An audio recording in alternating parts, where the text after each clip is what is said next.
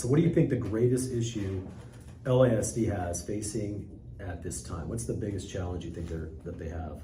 I'd say the greatest challenge right now, and LASD is no exception, we have a teacher shortage crisis.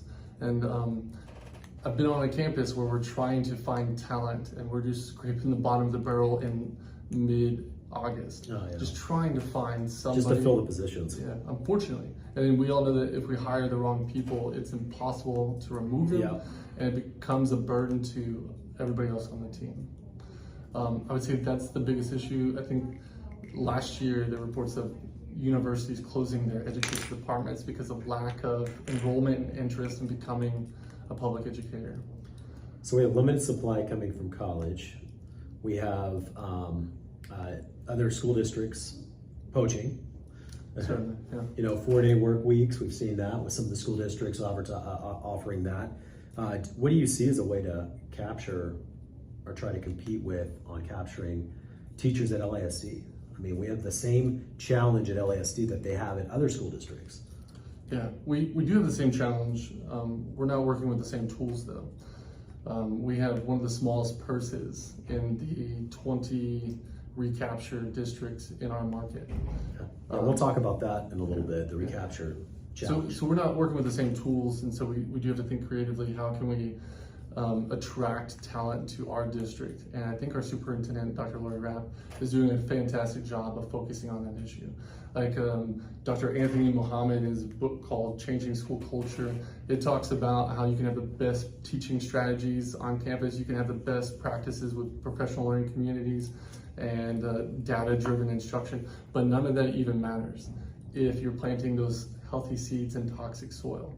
And so she's focusing on district culture and like celebrating teacher successes, getting the word out. We're not toxic to your kids. We are doing everything we can to support and create great citizens. So I think focusing on culture is important.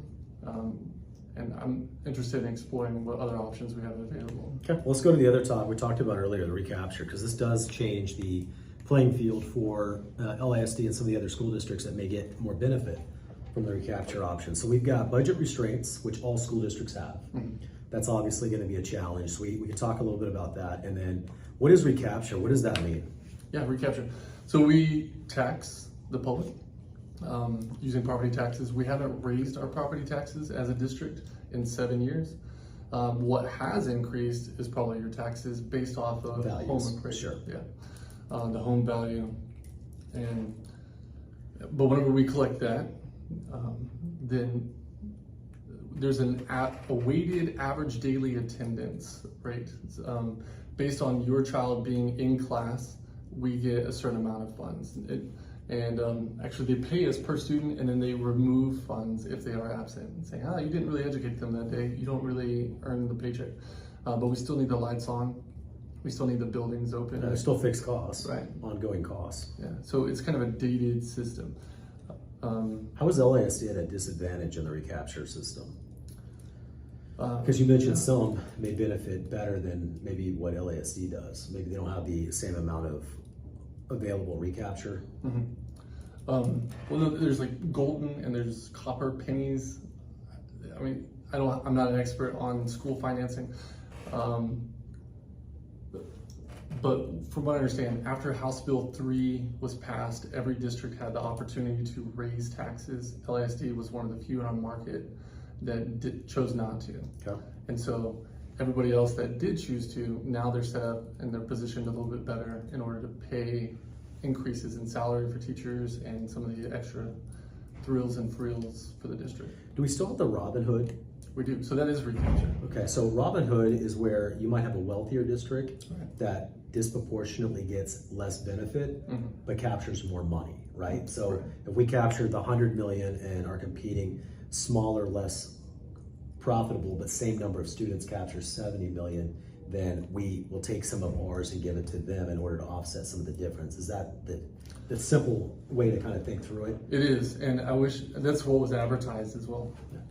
Which means that those districts now get extra resources in order, that's where I was kind of thinking you were going. So extra resources that they now can employ in teacher hiring and things like that they didn't have to earn or capture themselves. So LISD is able to fund other school districts to benefit in either recruiting or whatever they need for their school district in order to operate. In theory. Yeah. That's not what's happening. What's happening is we cut a check, I think it's in August, to Austin, and they are putting that as part of their general fund. And right now we've got a record surplus fund We do. of $33 billion.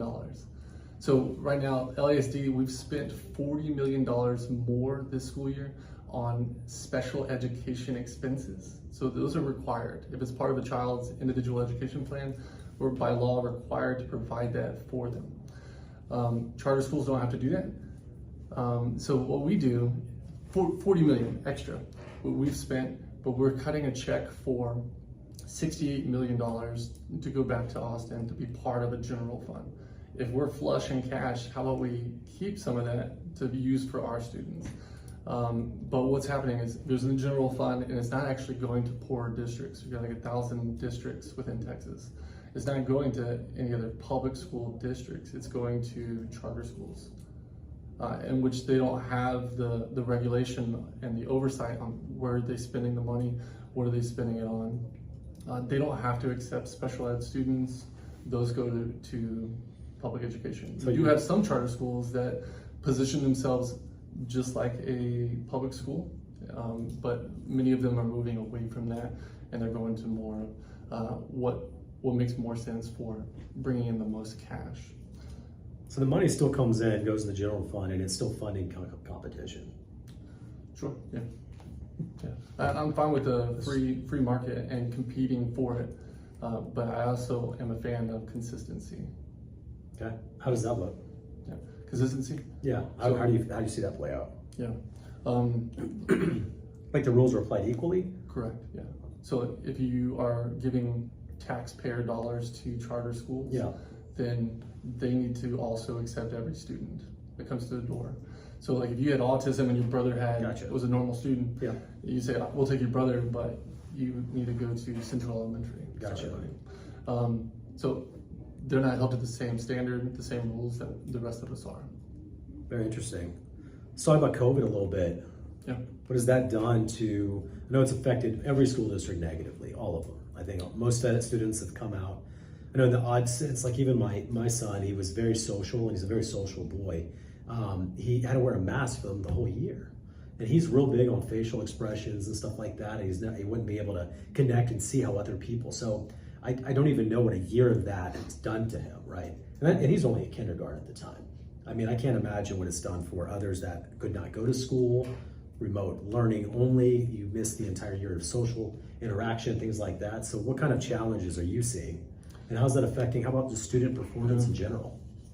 Yeah. What grade is your son? He's second grade now. Second grade now. Yeah, he saw a good bit of it. Our third graders right now are the ones that are affected the most. And we see that in our... Because they started in first grade, right? Kinder is not a hard grade. He started in kindergarten. I thought he was in kindergarten when COVID hit, but keep going. Yeah. So you're saying third grade right now, we see that in student behavior. We see that because they started off with a weird situation. They didn't learn how to do school. Neither did the parents. So third grade is hit heavy right now, and like last year, our second graders were a real difficult group, and then before that, our first graders, difficult group. Yeah. It's just working its way up. It's evident in our student data, our achievement data, and our reading scores. I'm happy to say that Lewisville and the schools that I've worked at in particular didn't really see the divide. Yeah, such the devastation that other schools just took out. I contribute part of that to the 1X program. We're already prepared with children that had technology in their hands, and they just go home with it. And our district just had to quickly respond to how do we make sure that kindergarten, or I guess pre-K through third graders got those iPads also, or some sort of technology to continue their education. So 2020, spring break hit, and we had a late spring break where other people had to stay closed longer. Then we had like 3-4 weeks where we're just recording ourselves doing lessons and pushing it out while we're at the same time trying to make sure that they have some technology and some some broadband to be able to access that level. But yeah, the effects are real, but it's never an excuse, right? You can see in the data that, man, these kids are struggling, but it's never an excuse to not do anything. So as we talk about data, and our students on campus is always like, well, these are the ones that are affected the most by COVID. It's like, well, okay, but what are we doing about it? And so, yeah, small group instruction, best practices like reading groups and guided reading, that's needed on a daily basis in order to catch them up, essentially. So you think that's a way to improve their performance, get them back on track, is doing some of those type of things. Okay, so we've got third grade. You feel like a lot of the other grades have had some of the, I mean, they've all had some type of devastating impact. Absolutely. You see them as the most because that's where they came into school learning. That's correct. Yeah, they started off behind, and that obviously will catapult going forward. But I mean, you think like, you know, someone that was in middle school, now they're in high school, there's got to be some social devastation or even performance or academic. I mean, don't they see like traditionally like the statistics have gone down in performance on students that have gone through COVID compared to the prior years?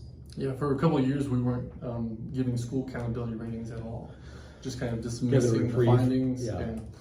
We did that for a couple of years. So okay, so that's coming back.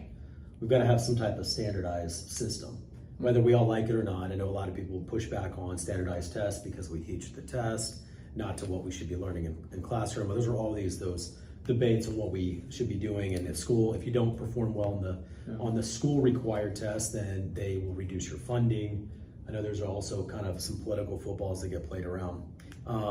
What effect has the media had on what's happening in the classroom? That's another thing that's been, in the past, we haven't had as much excitement and energy on, you know, the people in general getting involved in the school politics of it. But for some reason, now there's some really hot topics that get thrown around. And some of it is, you know, all teachers are teaching a certain way. They're teaching 40% non-required items, and they're teaching them, indoctrinating them on how to be gay and how to do all these other things. Or they say all these crazy things because it's fun to read. I mean, it's true, but media really likes to spin and create a lot of this, these type of things. How do you think that's changed the public's perception on, you know, the school district or how people are doing things in the school district? Yeah. I don't want to say that those things aren't happening across the United States. There's some. But you're only applying for one board. That's right. That's right. And I can only speak from experience for working with LASD. The media plays a huge part, and that's one of the reasons why I left, and that's one of the reasons why I wanted to get involved as a policymaker and be the advocate for what we're doing what we're actually doing on campuses. You hear all sorts of crazy things, and if you listen to a national news, it's the same thing that applies to our housing market. If you listen to the national news, you don't understand what's happening in DFW, right? Same thing if you're listening to what's happening in California, New York, and Arizona. You're thinking that, holy crap, the world's on fire and our teachers are extremely toxic to our children. I'm going to remove them and put them in private school, or I'm going to homeschool them.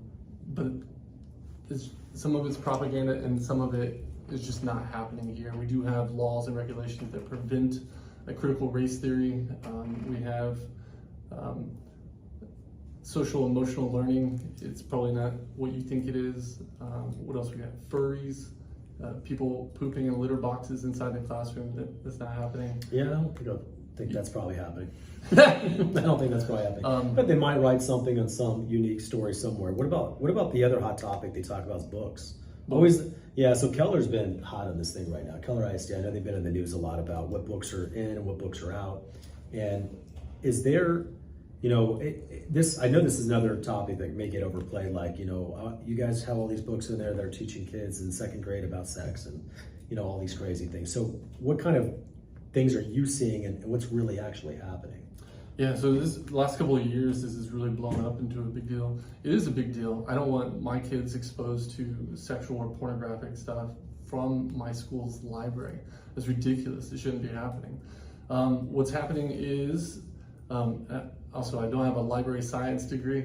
I know that there's more that goes into it, but from what I understand, if we allow a book to be adopted and placed on a library school shelf, then it's extremely difficult to have it removed. But there is a process.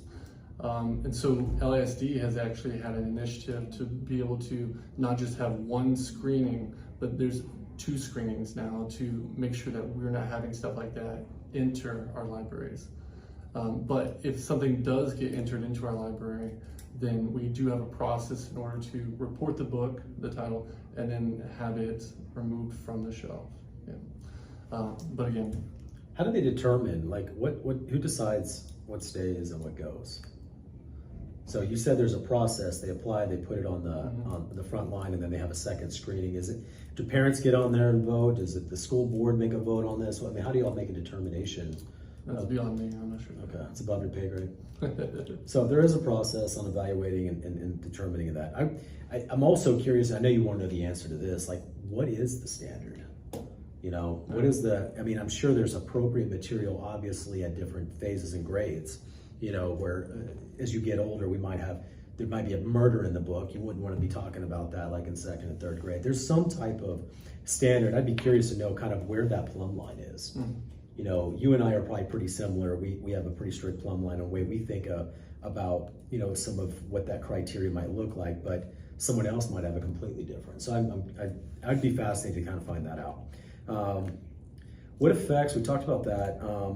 What about parents and schools, right? So this media perception of how schools are run, parents have a certain perception of what's happening to their kids in their schools. I mean, you know, even in my limited experience, my son's only 2nd grade, I don't really know what he's learning every day, right? I mean, I don't. So as a concerned parent, why is that? It just hasn't been shared with you, or you don't care? I see grades. Okay. I see names of assignments. I don't know what the assignments are specifically about. But I could probably find out. So maybe that is more on the parent, right? You know, I don't think it's being withheld. Not at all. I don't actually feel that way. I'm just saying, like, you got to actually put some effort and go in there and find out. My wife's a kindergarten teacher, and she knows what you guys are teaching anyway. So maybe I trust a little bit more. Yeah, I feel pretty comfortable. I don't have any much concern with that. It's funny that some will read news articles now, they feel all concerned. I don't particularly have a concern with it, but my wife's also a teacher there, and I know what she would say is okay and what's not okay. She's pretty strict. So I feel like the plumb line's pretty strong for us. Yeah. But you look at it like this is an issue that people make much bigger than it is, and there's not a reason for them to have concern. Is that kind of what you're implying? Is that, I'm just trying to understand what you're regarding parental involvement? Yeah, when they get concerns about things like this, yeah. You know. I think everybody's entitled to be concerned. If you have a concern, I think you're entitled to share that concern with an educator and ask, what are we teaching? And I think it is the responsibility of the parent to pursue, and I think it's the responsibility for the teacher to reply with, what are we doing? It is not hidden. The curriculum is not hidden. The State Board of Education is the one that shares, this is what we will be teaching. They post that, it's public record. Nothing is hidden. If parents want to be involved, they can be involved. Coming from a Title I campus, I've always worked Title I campuses. My hope and my dream was just to have at least one parent be involved on my campus. And there's still the hope as a board member. Please be part of our district, making those decisions.